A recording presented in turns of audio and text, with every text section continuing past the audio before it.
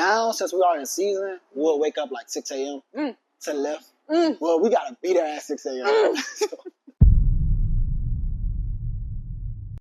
Welcome back to Behind the Game with Terri. I'm Terri, your host, and I got an exciting story to share with you today. Today we have a true standout in track joining us today.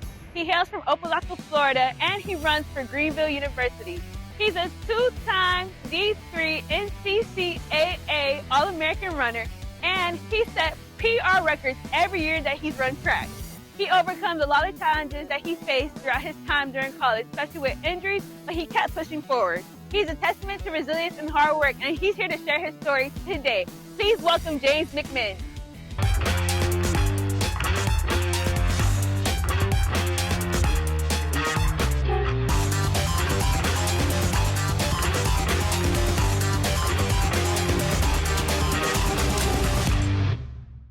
Welcome back to Behind the Game with Terri. I'm Terri, and this is James. And we're about to get this started. So can you tell us about growing up in Opelika and how it shaped you in your journey as a track player or runner? Growing up in Opelika, I mean, it's not the best environment, but I made the best out of it. Yeah. I saw a lot of things, both good and bad, but I mean, I didn't let my environment shape who I am. I had a great mom who raised me well, so I just stuck to the traits that she put into me and just lived throughout. And what school did you go to? Like, what school did you grow up around? I went to Miami Norland High School, but my middle school was North Dade. It's right in the area that I grew up in. Would you say that Miami Norland shaped you as a track runner today? For sure. That's actually where I started running track. Okay. Yeah. I heard that you started running track in 10th grade. Yeah. Can you tell me about that, please? Honestly, my people always told me, like, you fast. But, like, I never really knew what to do with my speed. So I just stuck to, like, the normal sports, like football. Yeah. I played basketball longer than I ran track. It was like, I don't know, high school came, I was like, man, I'm going to try track. Okay. I saw a lot of my friends was running track.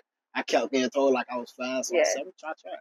And I told my mom, and she was happy. She was like, oh, you want to run track? Because she actually ran track herself. That's why it was kind of crazy for me to say I ain't really, like, had no interest in it because she ran it. But, Norland helped me. My coach at Norland, she really, like, helped me feel like, this sport for me. Yeah. Like, she was a great coach. Like, she instilled a lot into me. She helped me become faster. She was the reason why I'm in college for track now. So now that you said that she's the reason why you're in college for track, did you ever see yourself going to college for track? Or did you ever see yourself, like, going to college, period? Honestly, no. Okay. I thought I was just going to be not average, but I knew I was going to be a working man, probably going to start a business or something. That's the idea I had in my head. Start a business with my uncle, help my mom, raise my little brother, help my family become successful. But I didn't know it was going to be college. Yeah. So your school is Greenville, right? Greenville. And it's a Christian school, like you said. Yeah. So can you explain that, like, how that story came about and how you chose that school? I know your track coach helped you with that. So can you just elaborate more on that for me? So my plan with Greenville came from my coach, Coach T from Norland. She gave me, like, this link or something. She was like, fill this out. I talked to a coach there. Yeah. She gave it to a couple of us, actually. And I applied, like, I filled out this, I guess it's like an information slip, so the coach could get to know you, reach out to you if they feel like you fit for the program. And the coach called me from Greenville, and I was like, he sounded like a genuine guy. He still is to this day. He sounded like a genuine guy. He sounded like somebody, like, I wanted to run for, and I went out there and I took the risk. So Greenville is, like, in a different area than Miami. So how did you, like, adapt to that culture and that, like, environment? Honestly, I still try to, like, figure out how. Yeah. I just went with the flow, honestly. Like, I feel like there was a lot of people there from Florida around the time that I came in. So, like, I adapted to that crowd more. Yeah. To help me, like, kind of try to fit in. Like, not ninth grade, I'm talking about ninth grade. It's freshman year, I was honestly introverted. Like, I did not go out my dorm. The only time I went out my dorm was for track in class. Like, nothing else. Like, you barely see me. I used to see, like, track teammates, and those would be the only people I speak to. Yeah. And then it got to the point where I was just like, all right, I got to be more open. it's probably not going. I'm not gonna want to be here if I'm not Right. open for real. So I opened up. The school actually brought me closer to God. Like I met some good people with some good connections, and like I'm going further than I thought I would from that school. Just from taking that risk and just going. Yeah. That's what's up. For sure. So you achieved multiple NCCAA Yeah. accolades. Can you Yeah. tell me about that and how those accomplishments shaped you as a person right now, especially going into your senior year? Yeah. Honestly, a lot of people probably just look at it like, oh, it's just an award, but I think that might be probably one of the biggest awards we get, like, at that school, because like a lot of people don't make it to like nationals, and like that's probably like the big stage for a lot of people. So when you make it there, it make you feel like you accomplished something. You in college for a reason, running track. So my first time making it there, I actually just came from an injury, and I got my first medal on the 4x4. Yeah. Coming from an injury, so I felt great. Like I PR'd there. That's a good thing right there. I swear, I promise you, like best feeling ever. Probably my best feeling in track, honestly. How did you overcome your injury? So I know you said you had injuries. So you had a wrist injury and a hamstring. Yeah. Cool. Okay, so can you tell me about that and how you overcame that? And I know it felt good for you to win, so just explain all that for me. I kept spraining my hamstring all the way from freshman year to sophomore year. Yeah. I'm still kind of dealing with it now because we're going to have weaknesses. You're going to have, But I'm stronger than I was then. Honestly, my athletic trainer, just tapping in with him, he helped me get back on track. Like, he helped motivate my mental as well, because it's like, I honestly felt like I couldn't do it anymore, because like, I just kept getting injured. But then he just let me know, like, this probably not gonna be your last injury, and like you gotta push through. Yeah, you gotta push through it for real. And I pushed through it. Everything he said, reality, like I achieved way more after my injury than before. So that's what's up. To show that you could actually do it. Facts. It's just need a little push. That's all. Just a little push. So you set multiple PR records in the 400s. Yeah. Every year. Every year, for sure. So how did you do that? Like, explain that to me. Like, that's actually very impressive too. To set a PR every year. Yeah. How did you do? Training, honestly. Training, not only like during season, but off season for real. Like, off season really helped me. Not only like off season meaning like, not when we at school. Like, my friend, he has a training program that goes by off season BC training. Okay. Just rehabbing with him, training with him over the breaks, get my hamstrings back strong, helped me like overall for real. I feel like that's really like a big part of how I got past my injuries. Yeah, that's what's up. So you had like multiple races, of course. What was your favorite so far? What has been your favorite race so far? NCCAA. Second year, I believe. Yeah, I believe my second year. We got first place medal in the 4x4. I PR. I ran a 48 split. I never ran a 48 before that. And I was able to help my teammates. We actually were in second place when I got the baton, and I got us in first. And my anchor leg, he's the guy. He kept us in first, and I got my first place medal. That's what's up. That's what's up. So what does your typical training day look like? Can you like go into depth for me with that? At school, like when I'm at school, and then like off season too. I want to know. For sure. So I mean, now since we are in season, we'll wake up like 6 a.m. to lift. Well, we gotta be there at 6 a.m. Mind you, we're in Illinois, so it's cold. Exactly. I wake up stubborn, but I get up, I get it done because I have to. But 6 a.m. lifts. After that, good, nice little lift training. We go to class by like 3:40. It's practice time, running practice now. So we train. We go to the track. If it's not too cold, we go to the track. If it's cold, we go to like the indoor facilities, or we go to like a treadmill run. We do something. We still make the best out of the day. If it's raining, if it's like snowing or not, it don't matter. But yeah, that's pretty much how it go. In between the day, I make sure I eat something good, because if I don't, I die. But you're kind of running. You're gonna need them carbs or something like that. Facts. But overall, I don't know. That's pretty much all we did. So, what would you what's the biggest lesson that track has taught you so far? Start what you finish. I mean, finish what you start. I'm so sorry. You might have to edit that. finish everything you start. My fault. Finish everything you yes, start. yes. Because it's like, let me break it down for you. So Yeah. it's like you're not gonna start a race and finish it at your. You're not gonna start a race and finish it how you started. You know. Right. It's like when you start it, you're gonna feel good. Mm-hmm. You're gonna feel like, oh yeah, I got this. But in the 400 at least. Yeah. By the time you get to like the final part of your race, you feel terrible. Yeah. You feel like I just want to stop. Like you feel like I could end this right now, but you can't for real. Like you started it, it's time to finish. You gotta push.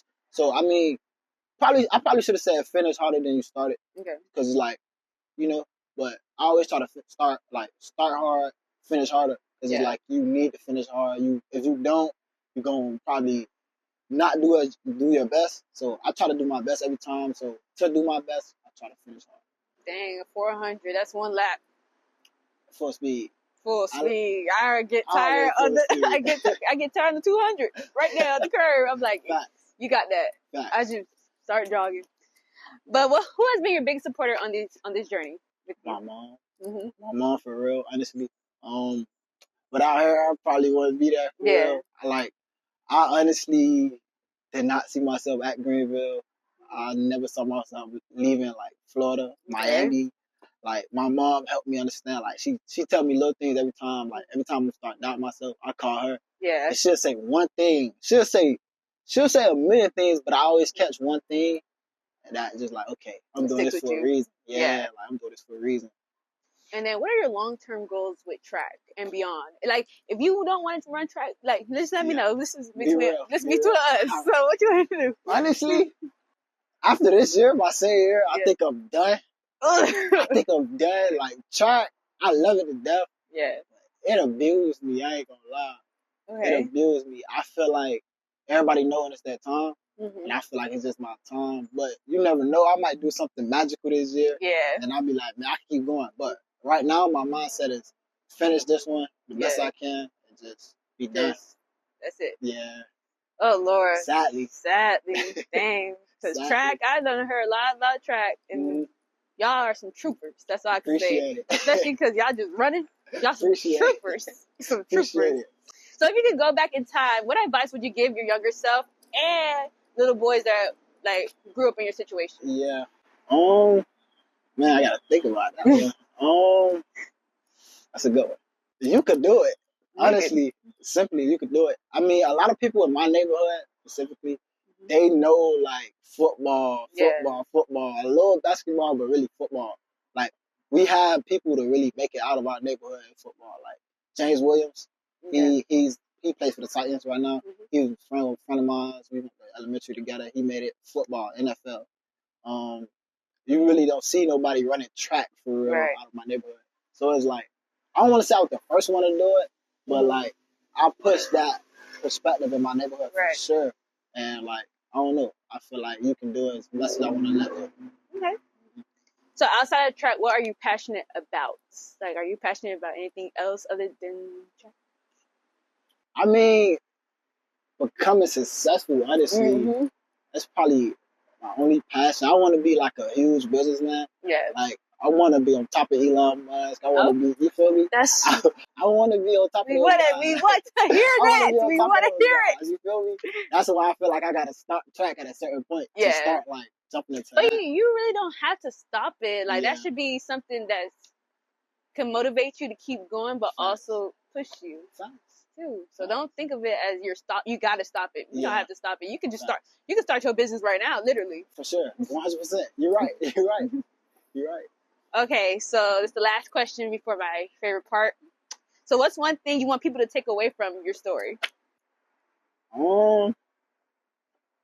Chase your dreams, honestly. Chase your dreams. And you never know. Like the plan that you may have in your head, it might not be the plan that God has for you. Right. Like always chase your dream, but be able to learn how to adjust for real. Like know how to adjust because God got the script already written. Yeah. Sometimes we just have to fall in line with that script. So just chase your dream and also be like able to adjust. Yeah.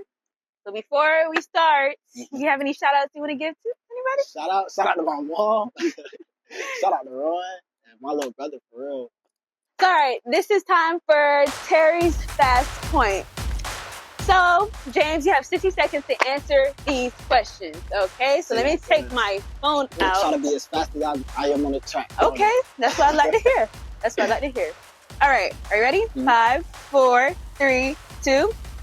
What's your go-to pre-race meal? Oatmeal. Favorite track meet location so far? South Carolina. Best pump-up song before a race? No song, but artist. Boston Richie.